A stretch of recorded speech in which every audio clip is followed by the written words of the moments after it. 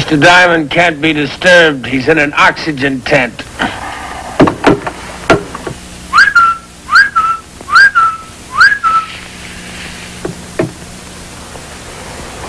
What are you, a bird? Mr. Diamond is going to lose some new clients. Clients with money? With money, Mr. D. There are a couple of brothers named Bale. They recently inherited several orange groves and a packing house. Oh, yeah, I remember reading about him a couple of weeks ago. Their father was killed by some kind of machinery in his plant. Well, ask him to come out, Sam. I already did that. So stop with the Sleeping Beauty bit and start with the energetic investigator scene. Sam, now hear this. 1, quit trying to run my life. 2, stop hanging around those coffee houses. And 3, start speaking English again. You understand? I dig men like goodbye. Goodbye, Sam. Now, can I offer you fellas some orange juice? No, thanks. We've had ours. We didn't come here to hustle a family product, Mr. Diamond. We're shopping for detectives. Well, all right. The store's open. Well, is there any reason why you should be suspicious of your father's death? No. Why'd you ask? Well, I don't know. Why do you want a private detective? It's about Dad's old partner, Lou Morse. Well, he's our partner now. And you think Mr. Morse is trying to do you out of something? No. Lou's a fine man. But we're worried about what's been happening to him. We think he's being played for a chump. By a woman. How'd you know that? Well, fellas, I kind of be right once in a while. Who is she? Well, she's a gal that works in a cheap bar in San Carlos. Her name's Peggy Nolan. She's about half Lou's age. Lou says he's going to marry her. I think he's flipped. Well, after all, that's his business, isn't it? California is a community property state, Mr. Diamond. If Lou marries her, then she'll be our partner, too, and that's our business. Peggy will take Lou in the company for all she can get. Well, did you talk to Mr. Morse about this? Did you tell him how you feel about it? Oh, yes, we did, but he doesn't believe us. He just got sore. He said we should go hire a detective to prove it. Yeah. Well, all right, I'll check into it for you. See what dirt I can dig up. That's right. Here's a retainer. All right, fellas. Now, what if this Peggy Nolan turns out to be one of the great women of our time? Well, and that's that. We just want Lou to be happy. Right. Lou rates nothing but the best. All right, where do I find him? Peggy works at the tavern in San Carlos.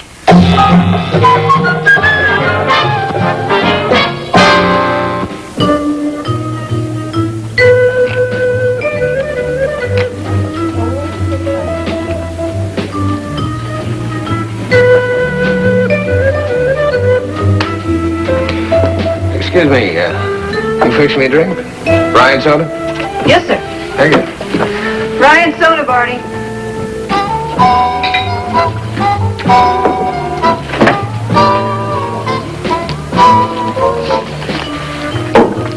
There. Hey, buy you a drink? Save your money, mister. You're not my type. What is your type, Peggy? Mature. Real mature.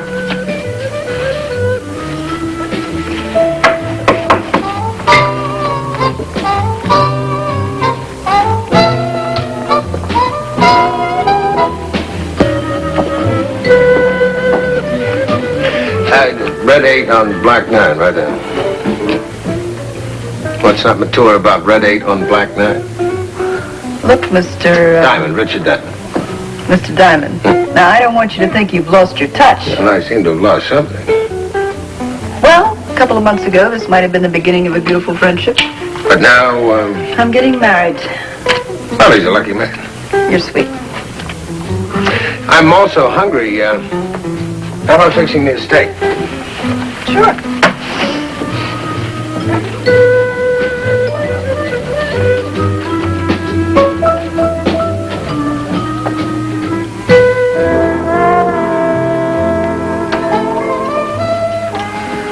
I hope you'll both be very happy. Of course, he's a lot older than I am. And he's not exactly starving to death. That makes it sort of sound like a setup, doesn't it? Honey, I pulled a muscle once jumping to a conclusion. Of course, Lou knows that I want security. But I hope he also knows that I think he's the nicest, kindest man in the world. I'm gonna make him the best wife a man ever had. Well, lots of luck to you both. Thanks. I'll probably need it. Well, it's closing time. Very nice to talk to you, Mr. Diamond. Let me drive you home.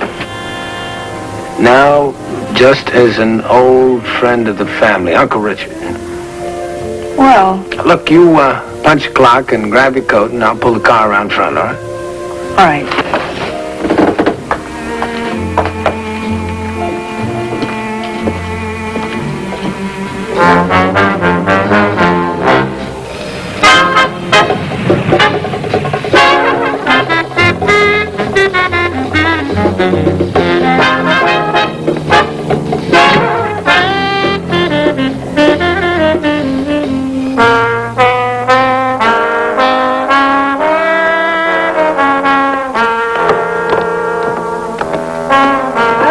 This is as far as you go, Uncle.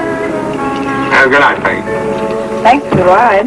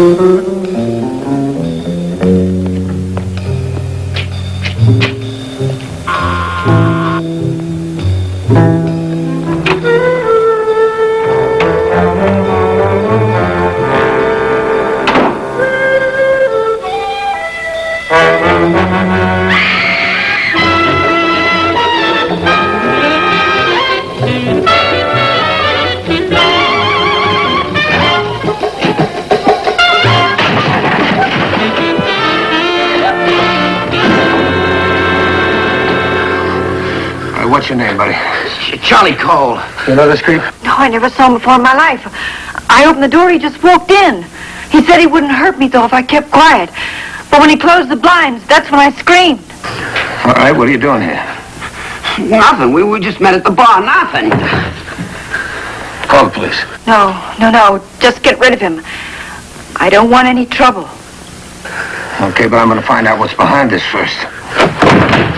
Now, you talk to me, Charlie. Okay, I'll tell you. I was paid to come here. Wait until I knew you were watching the apartment and bust in so you'd see me.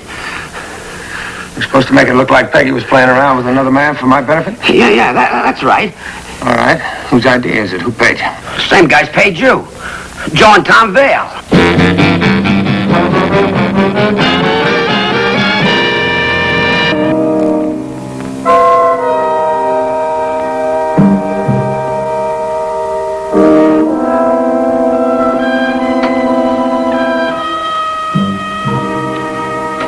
Well, that's the whole story, Mr. Moore.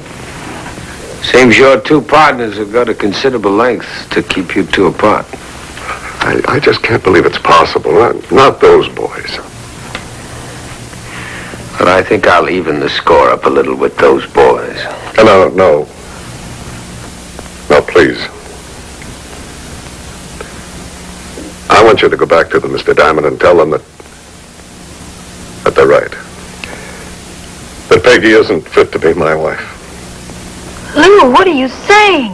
Honey, if they want the business that bad, they can have it. In a couple of weeks, I'll sell out to them. Tell them I'm getting too old. I can't keep up. That's what they expect me to do, and I've learned what a bad girl you are. And then we can go away together. Just the two of us, okay? Oh, I see. Okay. Mr. Diamond, would you do this for me? Would you bring the boys to my home tomorrow morning?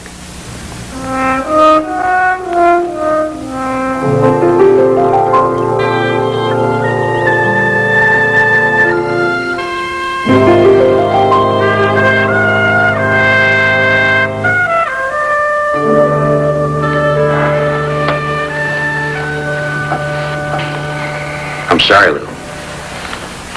You boys were right about Peggy. I guess I should have listened to you. Well, at least you know the score now. Yeah. All right, Mr. Morris. Now you can protect yourself. I know you're upset, Lou, but you'll get over it. Yes, I suppose. Look, boys, I'd like to be alone for a while. Take it, Lou. Can't win them all.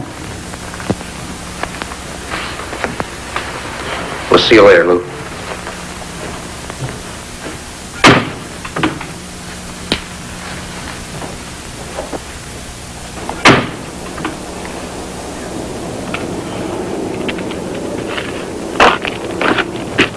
You did a fine job, Mr. Diamond.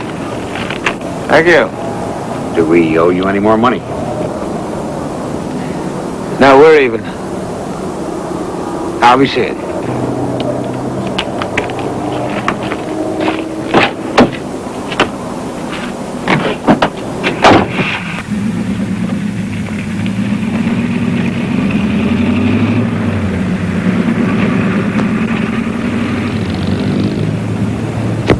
Anything the matter? Just can't walk away from this thing. It's too raw. You shouldn't be lying down for those 2 crumbs, and I shouldn't be letting you do it.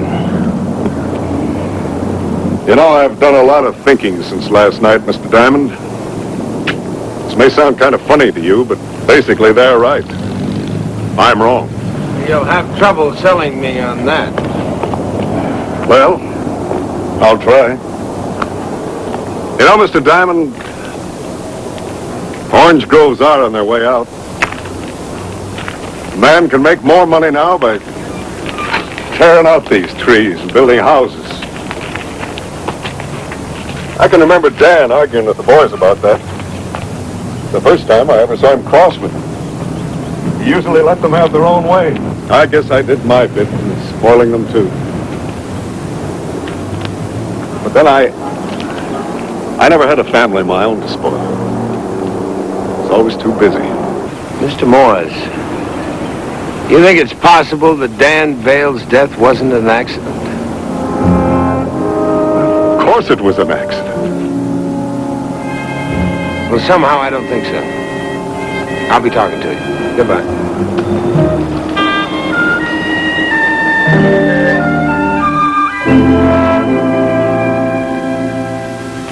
Just what are you driving at, Diamond? You investigated Dan Vale's death. I'd just like your personal opinion about whether it was an accident. No question, it was. Was there any way of telling if he fell in the machinery or was killed first and then thrown in? No, but you talk like you know something. Well, I only know what I don't like. For instance? For instance, Tom and Joe Vale. Now, I know what I think of them. What's your opinion? They're okay. Now, big problem when they were kids around here. Vale let them run wild, especially after his wife died. I had to lock him up a couple of times. Assault, petty theft, kid stuff, but a little rougher than most. Outgrew it, I guess. Well, maybe you guessed wrong, Sheriff. Sheriff. This is Peggy Nolan. I just found Lou in the garage, almost dead. Okay, I'm on my way. Lou Morris, he just had an accident.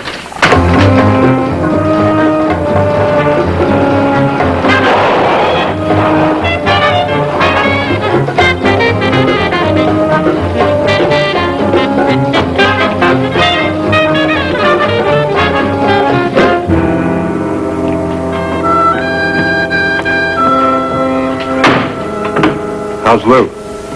The doc said he'll pull out of it, but it was close. What happened?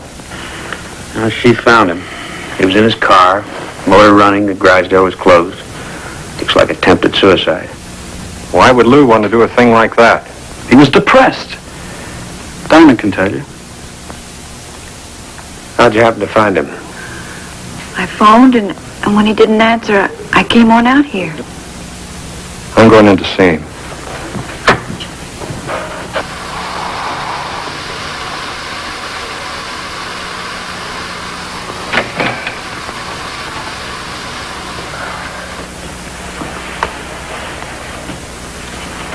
How do you feel?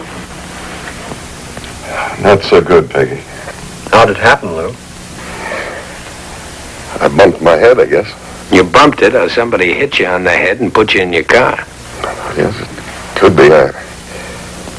I don't even remember going to the garage. Well, tell us what you do remember, Lou. You think somebody hit you on the head? Well, I can't say. You can't say or you won't say.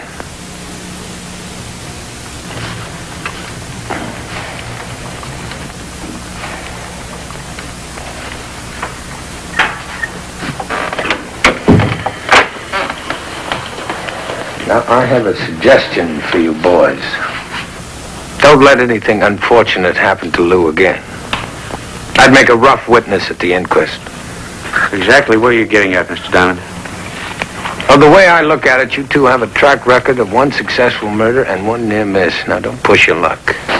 Stop. I think you better get out of here, Mr. Diamond. You won't forget what I said, though, will you?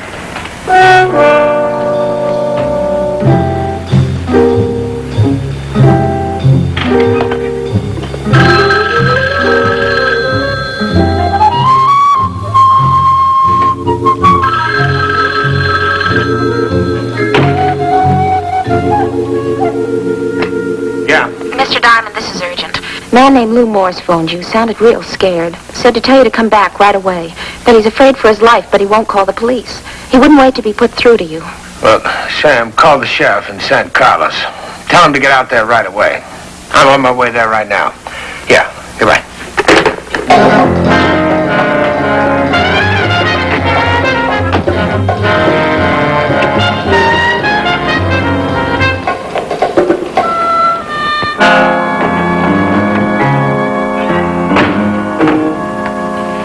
Leave him be.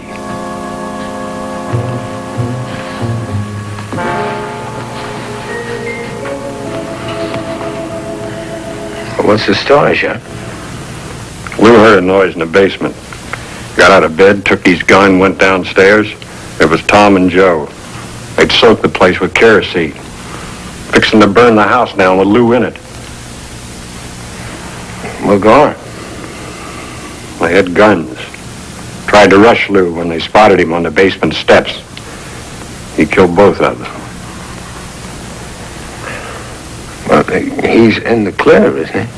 Sure. Can't hang a man for protecting himself. Those boys were like his own flesh and blood.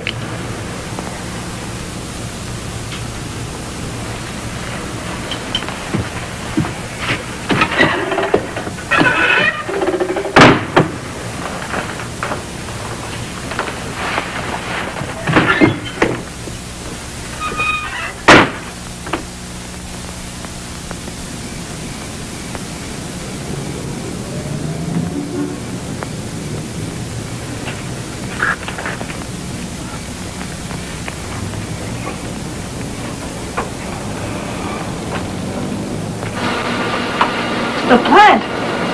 What's happening this time of night? I don't know. I'm certainly going to find out.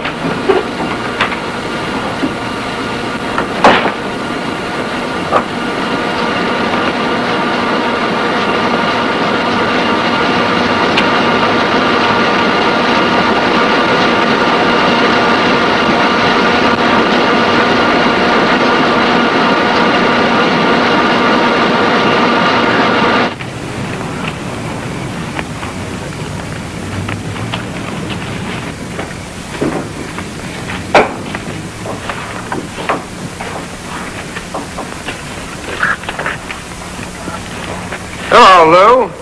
Diamond. Well, what are you doing here, Diamond? Well, I just came to have a look at the machinery. It's a good murder weapon. Be hard to tell what happened. Will you stop playing games? I've had enough for one day. Say, I'm glad you're here, Peggy. I want you to be sure you know what you're doing. What does he mean? She knows what she's doing, all right. Say, what would this place be worth as a housing tract? A couple of million at least. Look, Lou, there he is. It was your friend Charlie Cole, Peggy. Hey, you put on a good act that night. I really thought the Vale boys had hired him. But it was you and Lou, wasn't it? Diamond! Diamond, where are you? Well, I'm still here, Lou. Now, the way I figured it, Peggy, you balked at being the wife of a rancher. But when Lou said he could sell the place for millions, you changed your mind. I'm warning you, Diamond. Lay off of Peggy! Well, all right, Lou.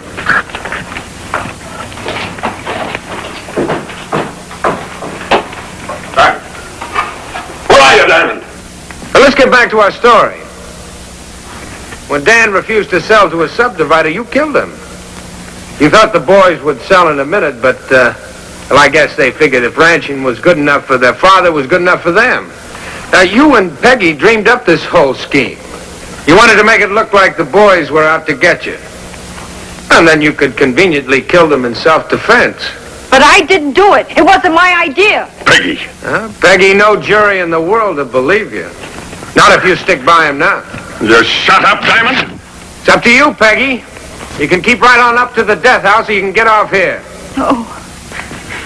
Don't listen to him, honey. As long as we stick together, they can't prove a thing. Don't touch me. But Peg! Leave me alone. Peg! Get away from me. You're too old for me. You're a fool and you're stupid. Peg, we love each other. Did you really think I was in love with you? You're not only old and stupid, you're a liar. Shut up. Where are the millions you said we'd had? You lied to me. Shut up! Possibly be in love with you, you're too old for me. Shut up! Shut up! Shut up!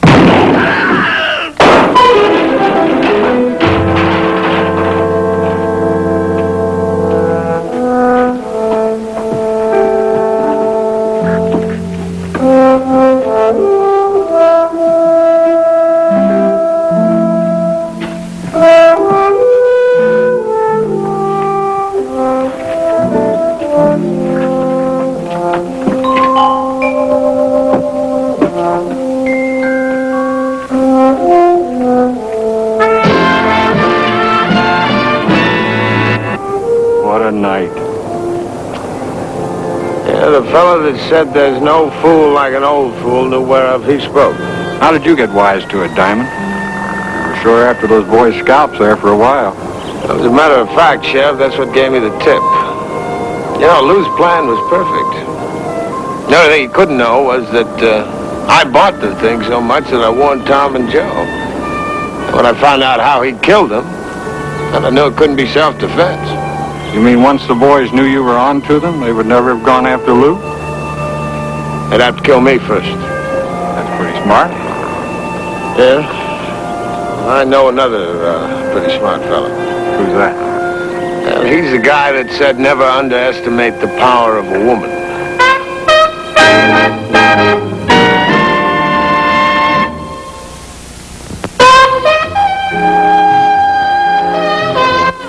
Our mystery movie on Saturdays is Columbo. His laid-back style is all an act. This guy doesn't miss a trick. See Columbo Saturday afternoons at 4 on KTZZ TV 22.